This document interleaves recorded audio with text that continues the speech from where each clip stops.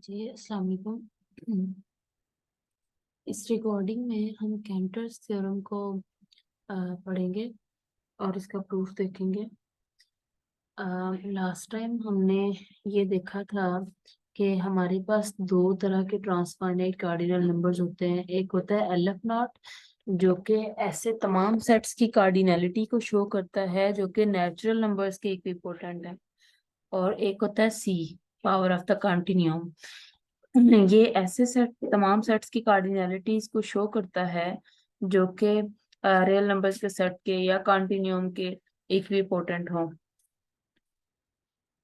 अम, अब सवाल ये था यहाँ पे कि क्या इन दो ट्रांसफाइनाइट कार्डिनल नंबर्स के अलावा भी कोई कार्डिनल नंबर या यानी ट्रांसफाइनाइट कार्डिनल नंबर एग्जिस्ट करता है।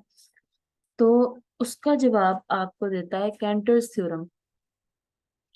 कैंटर्स थ्योरम आपको ये बताता है कि हर सेट के पावर सेट की कार्डिनलिटी उस सेट के कार्डिनलिटी से हमेशा बड़ी होगी। यानी कि अगर एल एफ नॉट है और ये सी है, तो एल एफ नॉट से बड़ी कार्डिनलिटी उसके पावर सेट की होगी। यानी नेचुरल नंबर्स के सेट की कार्डिनलिटी एल एफ नॉट है ना, तो नेचुरल नंबर्स के पावर सेट की कार्डिनलिटी एल एफ नॉट से बड़ी होगी। अगर रियल नंबर्स के सेट की कार्डिनलिटी सी है, तो रियल नंबर्स के पावर सेट की कार्डिनलिटी सी से बड़ी होगी। ठीक है, तो इसका मतलब ये कि at least countably many cardinal numbers, transfinite cardinal numbers आपके पास एग्जिस्ट करते हैं। अब हम इसका प्रूफ देखते हैं। थ्योरम ये है कि कोई भी सेट आपके पास हो ए, तो उस सेट की कार्डिनलिटी अपने पावर सेट की कार्डिनलिटी से स्ट्रिक्टली लेस होगी। Okay, so let's start the proof. हमें अब ए और पावर सेट ऑफ ए के दरमियान एक रिलेशनशिप चाहिए, राइट। यानी इनके दरमियान हमें स्ट्रिक्ट इनइक्वालिटी चाहिए। इसको इस्टेब्लिश करने के लिए हम एक फंक्शन डिफाइन करवा देते हैं ए और पावर सेट ऑफ ए के between. Consider the function G from A to power set of A. और ये फंक्शन किस तरह का फंक्शन है? It sends each element in A into the set consisting of A alone. That is, यानी G क्या कर रहा है? G A के एलिमेंट्स को ले रहा है और उनको, यानी power set of A, this is a collection of sets. यहाँ पे एलिमेंट्स हैं, यहाँ पे सेट्स हैं। ठीक है, ए के हर एलिमेंट को लेके ऐसे सेट पे मैप करवा देता है जो उसी एलिमेंट पे मुश्तमिल हो, राइट। तो यानी कि G F A is equal to singleton A, यानी जी ने ए, कैपिटल ए में से ए को चूज किया और उसको सिंगलटन ए पे मैप करवा दिया। यानी आप इस फिगर में देख सकते हैं कि ये किस तरह से सॉरी, ये आगे एक फंक्शन की फिगर है, लेकिन यहाँ से आप देख सकते हैं कि जी फंक्शन किस तरह से होगा। ये बल्कि फिगर ड्रा हुई है। ए वन को, ये ए है, ये पावर सेट ऑफ ए, और ये जी फंक्शन है। ए वन को सिंगलटन ए वन पे, ए टू को सिंगलटन ए टू पे, एंड सो ऑन। इस तरह से जी मैपिंग आपके पास हो रही है। Then g will be a one to one function. Obviously ये सेट ए है, ये इस सेट का पावर सेट है। आपको पता है कि हर सेट में पावर सेट से कम एलिमेंट्स होते हैं। यानी अगर सेट में 3 एलिमेंट्स हैं तो उसके पावर सेट में 2 raised to power 3 यानी कि 8 एलिमेंट्स होंगे, राइट। तो अब हमने मैपिंग इस तरह से डिफाइन करवाई कि वो हर एलिमेंट को उस एलिमेंट पे मुश्तमिल इमेज पे मैप करवा देता है, उस एलिमेंट पे मुश्तमिल सेट पे मैप करवा देता है। ठीक है, यानी ए वन को सिंगलटन ए वन पे, ए टू को सिंगलटन ए टू पे मैप करवा रहे हैं। तो इस तरह से ये मैपिंग नजर आ रहा है कि ये मैपिंग वन टू वन होगी, राइट। यानी अगर यहाँ से आप दो डिस्टिंक्ट एलिमेंट चूज करते हैं, ए वन और ए टू दो डिफरेंट हैं, तो यहाँ पे आपको सिंगलटन ए वन और सिंगलटन ए टू दो डिफरेंट सेट्स मिलेंगे। तो इस तरह से ये mapping one to one mapping है। ओके, अब वन टू वन फंक्शन हमें ये बता रहा है कि जो हमने फंक्शन डिफाइन करवाया था ना ए और पावर सेट ऑफ ए के दरमियान, ये फंक्शन वन टू वन है। और इस फंक्शन का वन टू वन होना हमें बता रहा है कि जितने एलिमेंट्स इस सेट में हैं, कम से कम उतने एलिमेंट्स तो इस सेट में हैं ही हैं, ज्यादा भी हो सकते हैं, राइट। यानी अगर ए सेट में 10 एलिमेंट्स हैं तो ऑब्वियसली जी फंक्शन अगर 1 to 1 है तो इन 10 एलिमेंट्स की 10 इमेजेस तो होनी ही होनी है पावर सेट में, राइट। तो इसका मतलब जितने एलिमेंट्स इस सेट में है कम से कम उतने तो इस सेट में है ही हैं। अगर इस सेट में 10 है तो कम से कम 10 इस सेट में भी होंगे, ज्यादा भी हो सकते हैं। इट मीन्स इस सेट की कार्डिनलिटी इस सेट की कार्डिनलिटी से लेस इक्वल होगी, ठीक है। So cardinality of A is less than और equal to cardinality of power set of A. अब हमारा थ्योरम क्या है, हमें ये शो करवाना है कि cardinality of A strictly less है cardinality of power set of A से। उसके लिए आपको ये पॉसिबिलिटी, इक्वालिटी की पॉसिबिलिटी खत्म करनी पड़ेगी। यानी आपको ये शो करना होगा कि ये दोनों कार्डिनलिटीज कभी भी इक्वल नहीं हो सकती। So we know show that cardinality of A is not equal to cardinality of power set of A, then the theorem will follow. यानी तब थ्योरम प्रूव हो जाएगा अगर हम ये शो करवा दें। अब इसको शो करवाने के लिए हम ऑन कंट्रारी सपोज कर लेते हैं कि cardinality of A is equal to cardinality of power set of A. आपको पता है ऑन कंट्रारी सपोजिशन का मतलब ये होता है कि हम जो चीज हमें प्रूव करवानी होती है उसके ऑपोजिट हम एक चीज सपोज कर लेते हैं और फिर हम आगे चलते जाते हैं उस सपोजिशन को लेके, और हमें हमारे पास एक कंट्राडिक्शन आ जाती है, हमारे पास एक गलत बात, गलत नतीजा निकल आता है। तो हम फिर कहते हैं कि चूंकि हमने सपोजिशन गलत की थी इस वजह से हमारे पास एक गलत नतीजा आया, सो लिहाजा हमें वो सपोजिशन ही नहीं करनी चाहिए, ठीक है। बल्कि जो ओरिजिनल ओरिजिनल बात थी वो ठीक थी, यानी फिर हमें इसको मानना पड़ता है, right. So suppose on contrary that cardinality of A is equal to cardinality of power set of A, right. अब देखें दो सेट्स हैं जिनकी कार्डिनलिटीज को हम बराबर कह रहे हैं। हम कह रहे हैं कि ए की कार्डिनलिटी ए के पावर सेट की कार्डिनलिटी के बराबर है।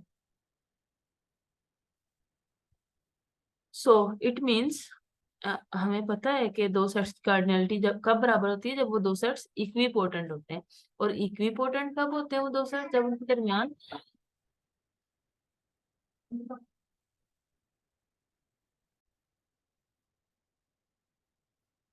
तो हमने इनके दरमियान एक फंक्शन लिया f from a to power set of a,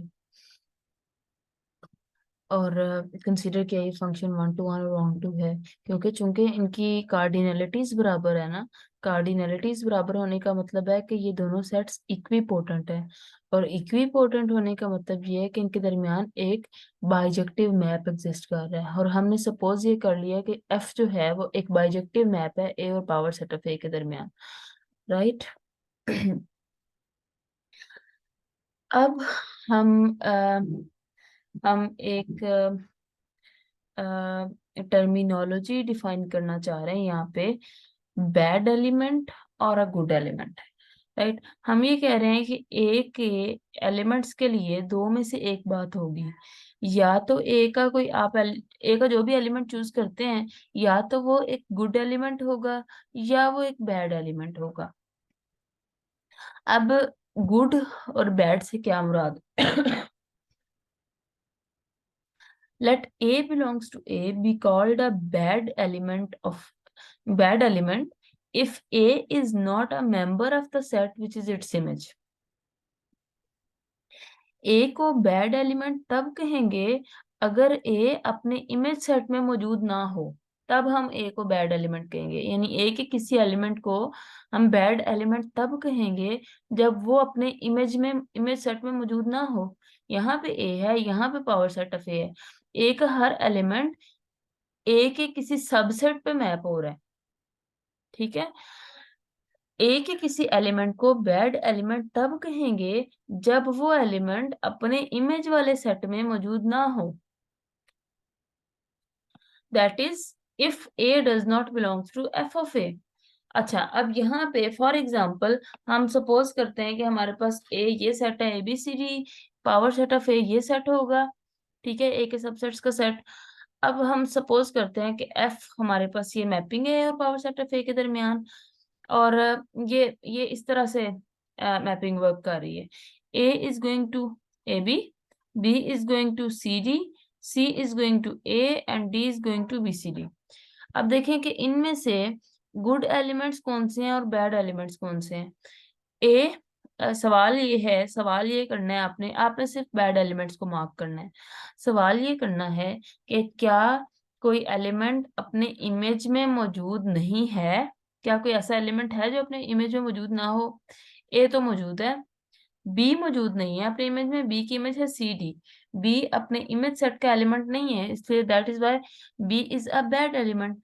सी की इमेज है सिंगलटन ए, लेकिन सी अपने इमेज सेट में मौजूद नहीं है, so C is a bad element. D अपने इमेज सेट में मौजूद है, so D is a good element. तो हमारे पास दो बैड एलिमेंट्स हैं बी सी, राइट। यहाँ पे सिर्फ ये शो किया गया कि बैड एलिमेंट का मतलब क्या है। Now let B be the set of bad elements। अब हमने एक सेट ऐसा बना लिया जिसमें जितने भी A के बैड एलिमेंट्स है ना वो सारे डाल दिए।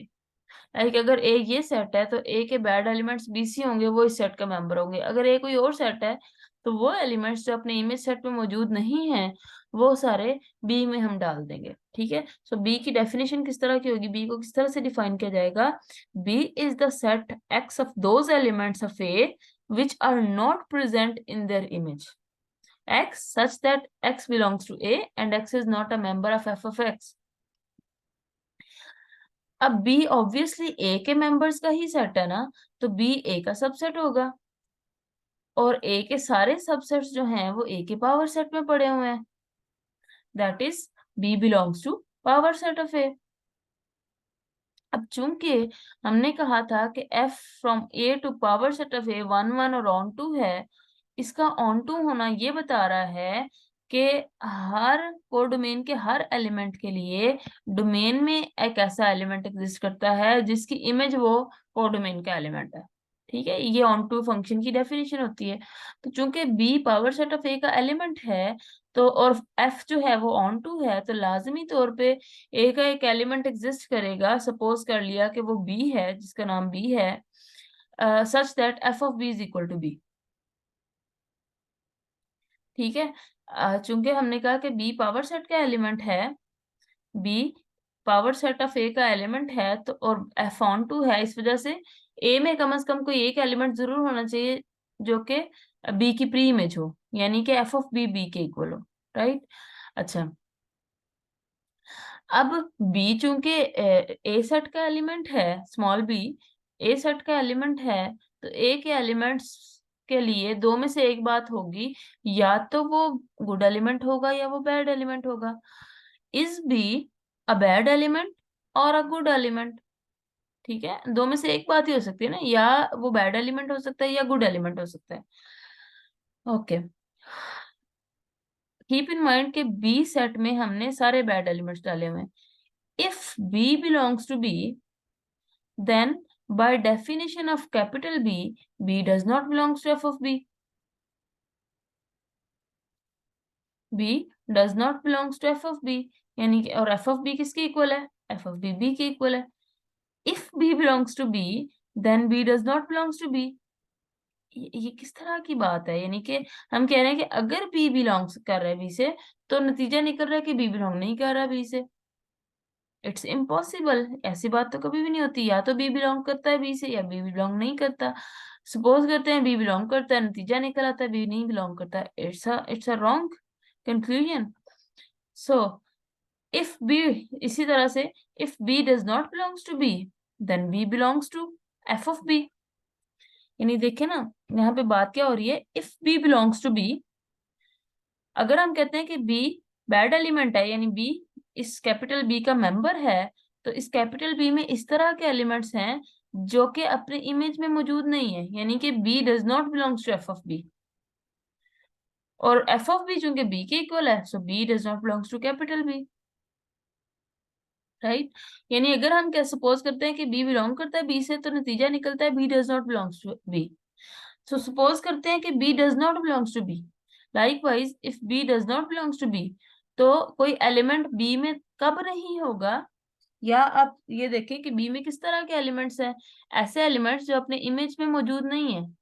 तो हर वो एलिमेंट जो अपने इमेज में मौजूद है वो बी में मौजूद नहीं होगा। ठीक है। अगर बी कैपिटल बी से बिलोंग नहीं करता तो इसका मतलब है कि बी इन एलिमेंट्स जैसा नहीं है, यानी कि बी अपनी इमेज से बिलोंग करता है। So B belongs to F of B and F of B is equal to B. तो हम सपोज ये कर रहे थे कि B does not belongs to B, नतीजा निकल रहा है B belongs to B, which is also impossible. अब ये हमारे पास एक कंट्राडिक्शन आ रही है, यानी कि यहाँ पे क्या हो रहा है कि ऐसा सवाल जो कि हमेशा आंसरेबल है, जिसको आंसर किया जा सकता है, यानी कोई एलिमेंट किसी सेट का पार्ट होता है या नहीं होता, किसी सेट का मेंबर होता है या नहीं होता, ये ऐसा सवाल है जिसका जवाब हमेशा दिया जा सकता है। लेकिन यहाँ पे हमारे पास एक ऐसा इशू क्रिएट हो रहा है कि अगर हम सपोज करते हैं कि बी मेंबर है बी का, तो नतीजा निकलता है कि बी मेंबर नहीं है। अगर हम सपोज करते हैं कि बी मेंबर नहीं है, तो नतीजा निकलता है कि बी मेंबर है। So it is not possible. So it is a contradiction. तो हाँ, यहाँ पे हमारे पास फिर हम कहते हैं कि चूंकि हमने असम्पशन गलत की थी, हमने कहा था कि cardinality of A equal to A cardinality of power set of A के रॉन्ग असम्पशन के नतीजे में हमारे पास रॉन्ग नतीजा रॉन्ग कंक्लूजन निकली। ठीक है, रॉन्ग असम्पशन हमने की थी, इस वजह से हमारे पास गलत नतीजा निकला। लिहाजा हमारी जो असम्पशन थी वही गलत है, और जो ओरिजिनल बात है वो ठीक है, यानी कि cardinality of A should not be equal to cardinality of power set of A, और यही हमें प्रूव करना था। ये इनइक्वालिटी थी हमारे पास, हमने कहा था अगर हम ये प्रूव कर दें कि cardinality of A is not equal to cardinality of power set of A, तो स्ट्रिक्ट इनइक्वालिटी हमारे पास आ जाएगी, और यही कैंटर्स थ्योरम में प्रूव करना था। ठीक है, तो ये हमारा थ्योरम प्रूव हो गया।